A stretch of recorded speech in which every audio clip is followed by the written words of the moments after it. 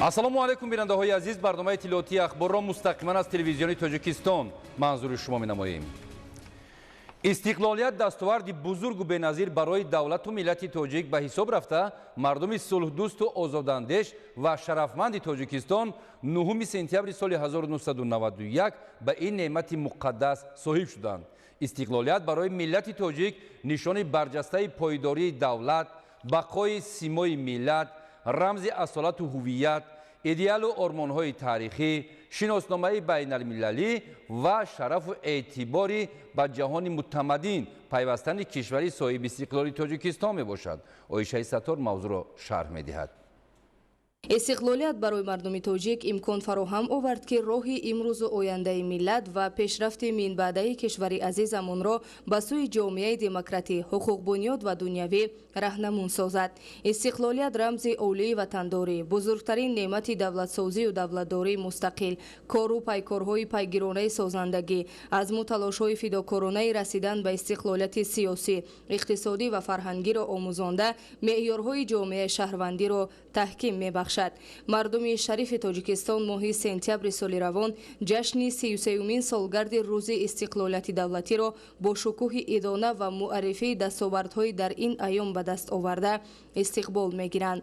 дар ин муддат ҷумҳурии Тоҷикистон бо азму талошҳои ҳамешагии асосгузори сулҳу ваҳдати миллӣ, пешвои миллат, президенти ҷумҳурии Тоҷикистон муҳтарам Эмомалӣ Раҳмон дар ҳама самтҳо ба дастовардҳои бузургу беназир ноил гардидааст. бояд қайд намоем ки истиқлолият неъмати ба баҳои миллати тоҷикӣ аст ки ба даст овардааст ва бояд пешакӣ қайд намоем ки мо аҳли ҷомеа, аҳли зиё ва дар маънӯ ҷомеаи тоҷикистонӣ бояд ин истиқлолиятро ҳамчун гавҳараки чашм нигоҳ дорем. бояд қайд намоем ки маҳз дар марҳилаи истиқлолияти давлатӣ ҷумҳурии Тоҷикистон бо сарварии асосгузори сулҳу ваҳдати милли пешвои миллат муҳтарам Эмомалӣ Раҳмон ба дастовардҳои бузурги иқтисодӣ, иҷтимоӣ, фарҳангӣ ва сиёсӣ ноил гардиданд ва месазад ки ин дастовардҳоро мо ҳаматарафа тарғиб ташвиқ намоем ва решаҳо, пояҳои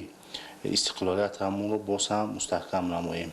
дар зарфи солҳои истиқлоли давлатӣ амалисозии нақшаву барномаҳои рушди соҳаи саноат имкон дод ки дар кишвар беш аз 3000 корхонаи саноатӣ бо зиёда аз 54000 ҷойкорӣ сохта ба истифода дода шаванд. дар навбати худ рушди илму маориф калиди пешрафти ҳамаи соҳаҳо ва омили муҳимтарини таъмин намудани ояндаи босуботи давлат ва фардои босаодати ҷомеа ба ҳисоб меравад. беш аз 41000 нафар донишҷӯёни тоҷик ки ҳоло дар давлатҳои хориҷӣ таҳсил мекунанд, зиёда аз 11000 нафарашон духтарон мебошанд. танҳо дар 10 соли охир 11000 нафар духтарон муассисаҳои таҳсилоти олии касбиро бо квотаи президентӣ хатм карданд. ин аз он шаҳодат медиҳад ки ҳукумати ҷумҳурии Тоҷикистон дар даврони соҳибистиқлолӣ мақоми занонро дар ҷомеа марҳила ба марҳила баланд бардошта, барои онҳо шароити муносиби фаъолиятро фароҳам меорад. як назар кофист ба нишондодҳои соҳаи маориф ва илм дар даврони истиқлол ва пеш аз истиқлол то дарк намоем ки то чӣ андоза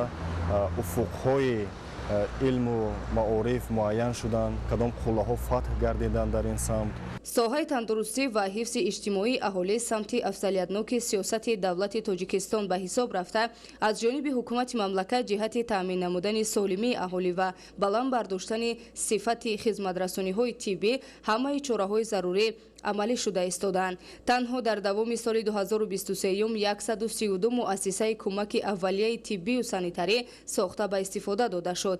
яке аз самтҳои муҳими дастовардҳои замони соҳибистиқлолиро метавон ба соҳаи меъморӣ ва шаҳрсозӣ марбут донист. ба истиқболи ҷашни 35-солагии истиқлолияти давлатии ҷумҳурии Тоҷикистон дар шаҳру ноҳияҳои мамлакат 28649 иншоот ба нақша гирифта шудааст ки аз ин 14157 тои он мавриди баҳрабардорӣ қарор дода шудааст ва дар 7089 иншоот корҳои сохтмонӣ идома доранд. истиқлолият зиндагии мардуми тоҷикро ба манзараи рангорангу дилфиреб ва ватани азизамонро ба як макони беназир, бемислу монанд ба макони сайёҳони хориҷӣ табдил дод. Соҳаи шаҳрсозӣ дар сиёсати имрӯза мавқеи намоёнро ишғол намуда, ҳамчун соҳаи ҳаётан муҳим ҳаёти ҷомеа аз ҷониби асосгузори сулҳу ваҳдати миллӣ, пешвои миллат, президенти ҷумҳурии Тоҷикистон муҳтарам Эмомалӣ Раҳмон дастгирии ҳаматарафа ёфта истодааст.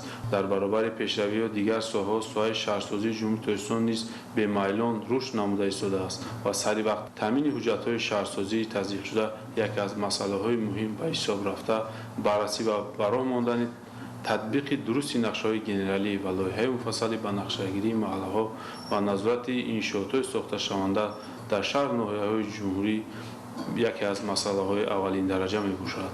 ҳар фарди комилҳуқуқи ҷумҳурии Тоҷикистон имрӯз ифтихор аз истиқлолият ва фазои амну суботи ватани ободу озоди хеш мекунанд. моро месазад ки баҳри ҳифзи ин арзишҳои олӣ ва саҳмгузорӣ дар ободиву созандагии ин ватани маҳбуб пайваста талош намоем ва дарки масъулияти хештаншиносиро дар ниҳоди худ ва атрофиён бештар талқин намоем. Оишаи Саттор, Фарҳоди Восе, Ахбор. баромадан аз бупнасти коммуникатсионӣ яке аз ҳадафҳои стратегии мамлакат ба ҳисоб меравад. Корҳои сохтмонии роҳи автомобилгарди сатҳи байналмилалии Душанбе-Кулма дар қидаи Дарвозванҷ то даромадгоҳи ноҳияи Рӯшони вилояти мухтори Кӯҳистони Бадахшон бо ҷалби мутахассисон ва техникаҳои зарурӣ бо маром ҷараён дорад. гузориши ҳамкорони мо.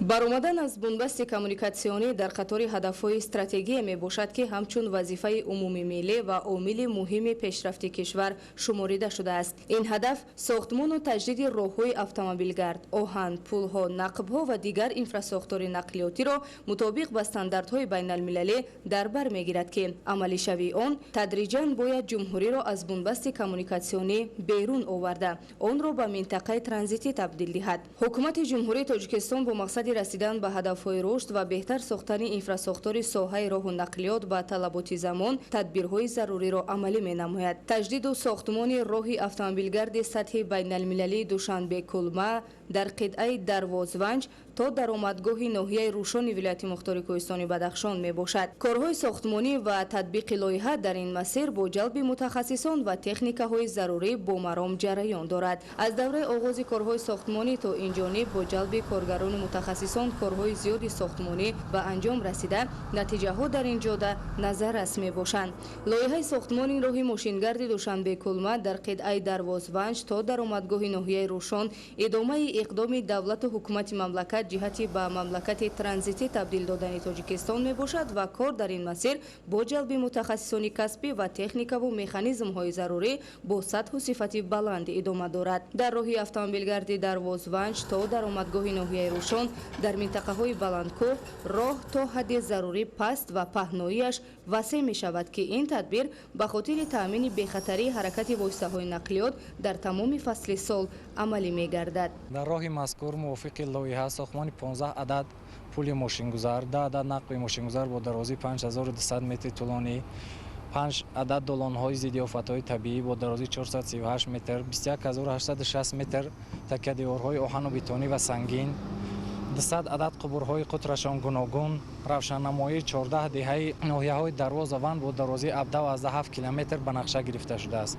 айни замон корҳои хокканӣ, хокрезӣ, сохтмони такядиёрҳои оҳану бетонӣ ва сангин, сохтмони қубурҳои обгузар, сохтмони 2 адад нақби мошингузар ва инчунин сохтмони новаҳои кушодаи қисмати роҳҳо бо маром идома доранд. лоиҳаи сохтмон ва навсозии роҳи мазкур фарогири ду марҳила буда дарозии умумии роҳ беш аз 109 километрро ташкил медиҳад. бо сохта мавриди истифода қарор додани ду нақб дарозии роҳ 16 километр кӯтоҳ гардида 93 километрро ташкил медиҳад. мо дар километри 2140 қитъаи роҳи автомобилгарди Дарвозванҷ сарҳади ноҳияи Рӯшон қарор дорем. дар ин қисмати роҳ корҳои хобонидани масолеҳи болои қабати болои асос рафта истодааст. масолеҳи қабати болои асоси роҳ аз масолеҳҳои пошхӯрандаи сангӣ, рег ва сангрезаҳои дорои қутри муайян дошта асос ёфтааст ки барои мустаҳкам нигоҳ доштани қабати роҳ кӯмак мерасонад. айни замон намояндагони озмоишгоҳ аз қабати болои асос намунагирӣ карда истоданд, санҷиш гузаронда истоданд ки ин санҷиш ҳадди мустаҳкамӣ ва то чӣ андоза шибр шудани масолеҳро дар ин қабат муайян месозад. зад.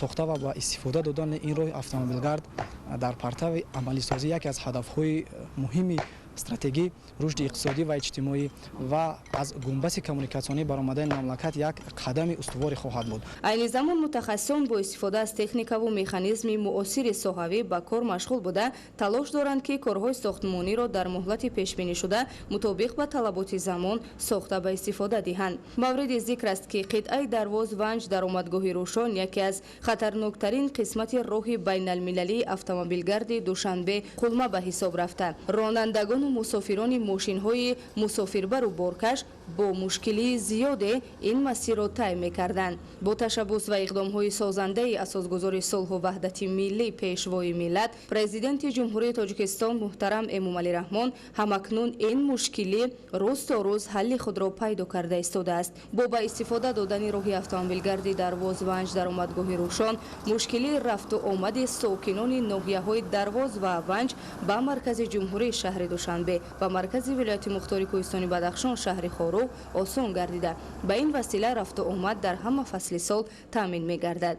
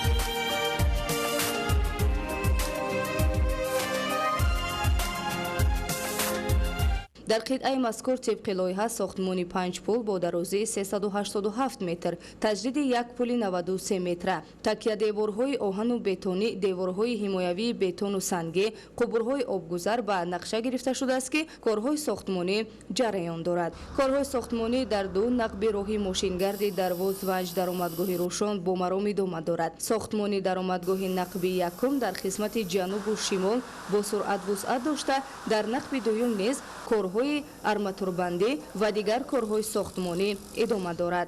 мувофиқи лоиҳа ду нақби мошингузар ба назар гирифта шудааст. корҳои сохтмонӣ дар ҳар ду нақб умаром идома доранд. айни замон мо дар нақби рақами 1 қарор дорем. сохтмони нақби мазкур моҳи октябри соли 2022 оғоз гардидааст. дарозии нақб 3388 метрро ташкил медиҳад. ба ҳолати имрӯза дар нақби мазкур корҳои нақбканӣ ба дарозии 2072 метр, корҳои мустаҳкамкунӣ муваққатӣ ва торкредбетонӣ ба дарозии 2069 метр, корҳои арматурбандӣ ва бетонӣ қисмати поёнии нақб ба дарозии 1509 метр ва қисмати болоии нақб бошад ба дарозии 1275 метр иҷро гардидааст. бунёди қитъаи роҳи мошингарди дарвоз ванҷ даромадгоҳи рӯшон низ мисли қитъаҳои дигар тибқи стандартҳои ҷаҳонӣ бароҳ монда шуда, рафту омади мусофирон ва ҳамлу нақли мол тавассути он дар 4 фасли сол таъмин карда мешавад ва барои робита бо кишварҳои хориҷӣ имконияту шароити муосир муҳайё мегардад. айни ҳол дар баъзе аз қитъаи роҳ корҳои асфалтхобонӣ идома дорад. меъёр ва қоидаҳои сохтмонӣ ба дараҷаи сеюми техникӣ дохил мешавад. роҳи мазкур аз ду хатти ҳаракат иборат буда, паҳноии стандарти роҳ 12 метрро ташкил медиҳад. айни замон дар марҳилаи якуми сохтмону навсозӣ роҳи автомобилгарди дарвоз ванҷ даромадгоҳи рӯшон, мутахассисони дохилию хориҷӣ бо ҷалби техникаву механизми роҳсозӣ дар ҳама нуқта ба таври густурда фаъолият доранд. аз шумораи умумии кормандон аксарияташонро мутахассисони маҳаллӣ ташкил медиҳанд. баҳри вусъат бахшидани корҳои сохтмону навсозӣ ва дар муҳлати пешбинишуда ба истифода супоридани иншоот барои кормандон ва мутахассисони дохилию хориҷӣ ки дар татбиқи ин лоиҳа фаъолият менамоянд, шароити мусоиди кори фароҳам буда, бо сару либос, хӯрок ва ҷойи хоб таъмин карда шуданд. роҳи мазкур дар қисмати шарқии тоҷикистон ҷойгир буда, пойтахти мамлакатро бо ноҳияҳои дарвоз, ванҷ, рӯшон, шуғнон, ишкошим, хоруғ ва мурғоб пайваст менамояд ва яке аз дарвозаҳои асосӣ барои пайваст намудани ҷумҳурии тоҷикистон бо кишварҳои хориҷӣ маҳсуб мешавад. мутобиқи талаботи замон сохта мавриди истифода қарор додани роҳи автомобилгарди дарвоз ванҷ даромадгоҳи рӯшон ба таъмин намудани бехатарӣ ва ҳаракати мунтазами воситаҳои нақлиёт аз ҷумла ба меъёрҳои байналмилалӣ мутобиқ намудани ҳолат ва андозаҳои геометрии роҳ, инчунин сарфа намудани вақт ва сӯзишворӣ, интиқоли молҳои мавриди ниёзи мардум дар ҳама фаслҳои сол ва дар маҷмӯъ ба баланд бардоштани сатҳи зиндагии мардум замина мегузорад.